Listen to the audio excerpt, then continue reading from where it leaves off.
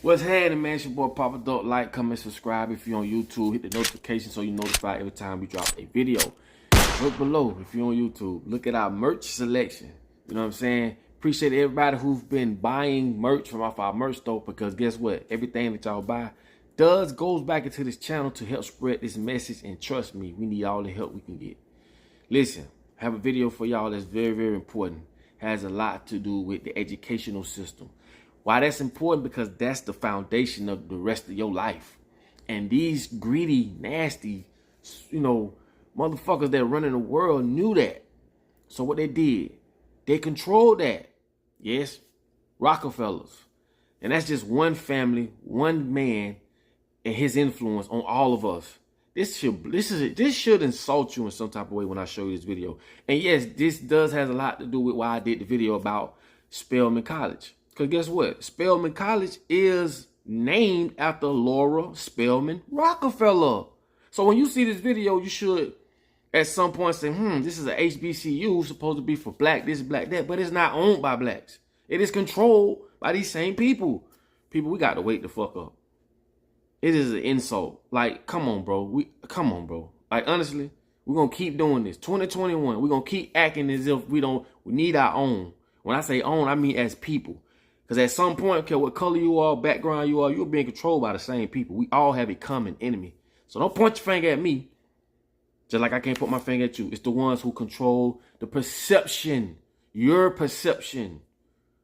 So when you see this video, it's going to show you just how one man used his finances to control education. This is why people become workers. They knew to breed you as a worker. They don't want you to be an owner, because if that was the case, it's too many owners. Like they say, too many Indians, too many chiefs, not enough Indians. That's basically what they mean. They need workers. And guess what? We are the workers. We are the modern day peasants. I hate to say it like that, but when you see this video, this video is going to blow your fucking mind. Excuse my language. But with no further ado, man, we're going to get back into the video. Show it to your cousin, colleague, wife, husband, dog. I don't give a damn. Please show it to somebody that need to see this. And if you have to, rewind it. Write down some of these words. Look them up. Do your research. But no further ado, check this video out. His business dealings, Rockefeller made sure to get the better end of the bargain. He would donate his great wealth to the creation of public institutions, but those institutions would be used to bend society to his will. As every would-be ruler throughout history has realized, society has to be transformed from the ground up. Americans in the 19th century still prized education and intellectual pursuits, with the 1840 census finding unsurprisingly that the United States, a nation that had been mobilized by tracts like Thomas Paine's remarkably popular Common Sense, was a nation of readers, with a remarkable 93% to 100% literacy rate. Before the first compulsory schooling laws in Massachusetts in 1852, education was private and decentralized, and as a result classical education, including study of Greek and Latin and a solid grounding in history and science, was widespread. But a nation of individuals who could think for themselves was anathema to the monopolists. The oligarchs needed a mass of obedient workers, an entire class of people whose intellect was developed just enough to prepare them for lives of drudgery in a factory. Into the midst stepped John D. Rockefeller with his first great act of public charity, the establishment of the University of Chicago.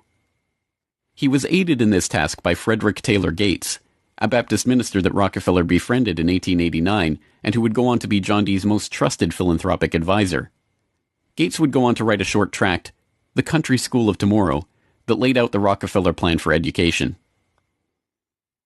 In our dream, we have limitless resources, and the people yield themselves with perfect docility to our molding hand. The present educational conventions fade from our minds, and, unhampered by tradition, we work our own goodwill upon a grateful and responsive folk.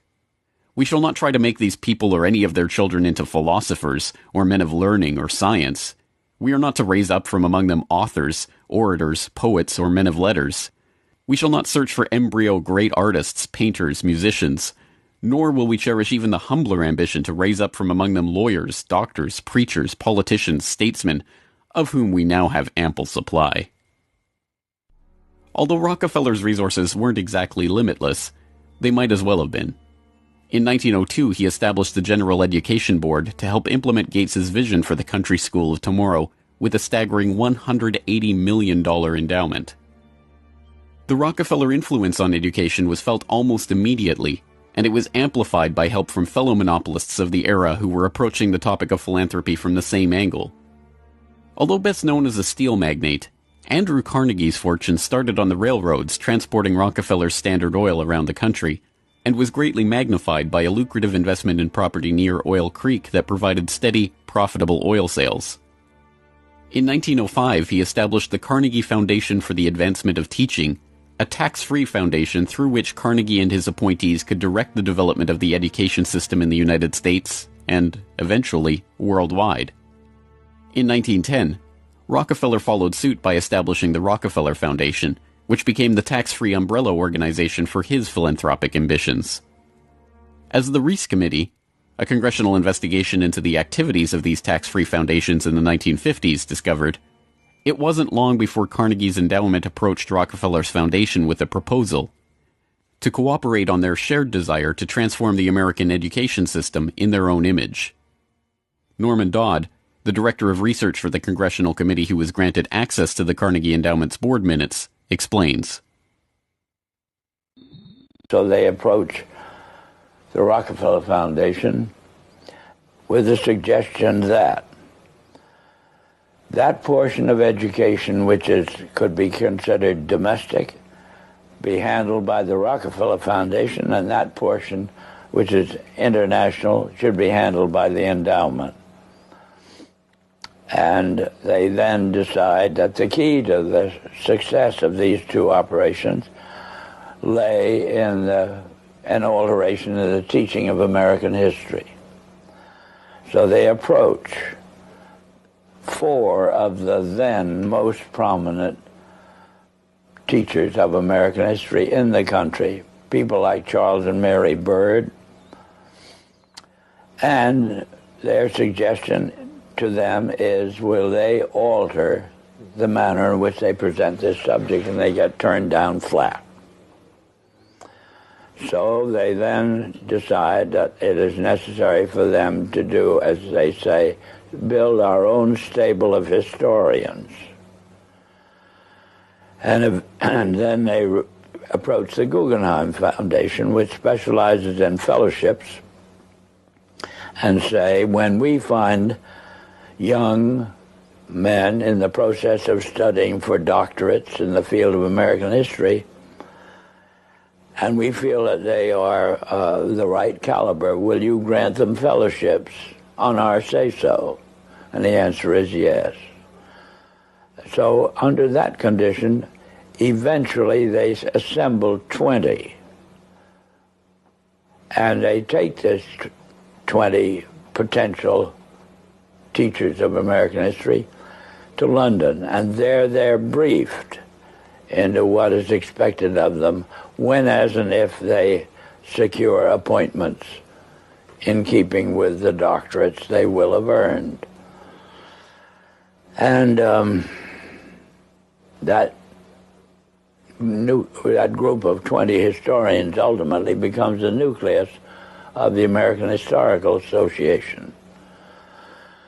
And then toward the end of the 1920s, the endowment grants to the American Historical Association $400,000 for a study of our history in a manner which points to what can this country can it look forward to in the future. And that culminates in a 7-volume study, the last volume of which is, of course, in essence, a summary of the contents of the other 6. And the essence of the last volume is the future of this country belongs to collectivism administered with characteristic American efficiency. Hold on. Come on. What the business is? Yeah. What the lick read? Yeah. You know, homeboy, what they call me?